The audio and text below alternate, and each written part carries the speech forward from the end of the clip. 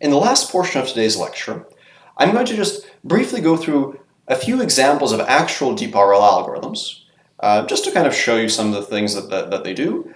This will be the least technical portion of the lecture, and these algorithms will be covered in much more detail in the subsequent lectures, whereas this part is mainly just to kind of round out today's lecture with some nice, interesting examples and videos. So some examples of specific algorithms, and don't worry if you haven't heard these names, we'll cover these more later.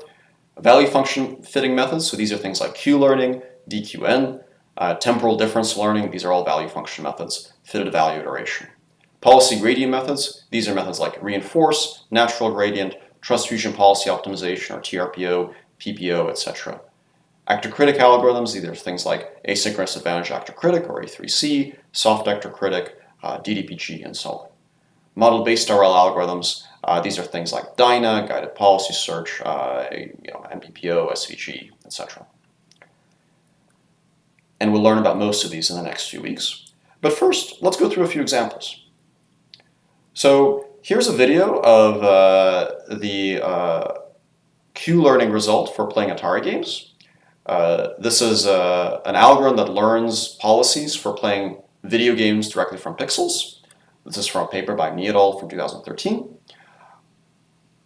And this particular algorithm uses Q-learning with convolutional neural networks. So Q-learning is a value-based method. It actually learns an estimate of QSA by using a neural network.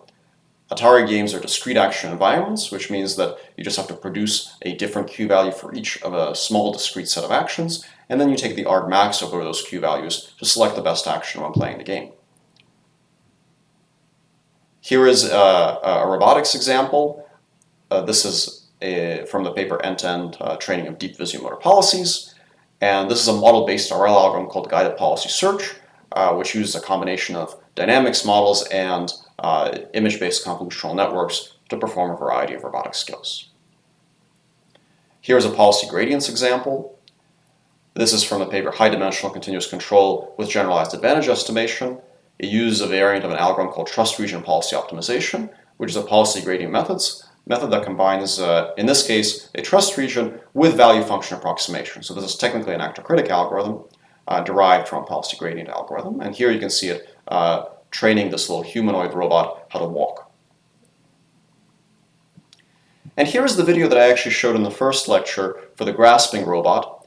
And this particular result was actually also produced by a Q-learning algorithm, not that different from the Atari example that I showed a few slides ago, but in this case with a particular modification to handle continuous actions.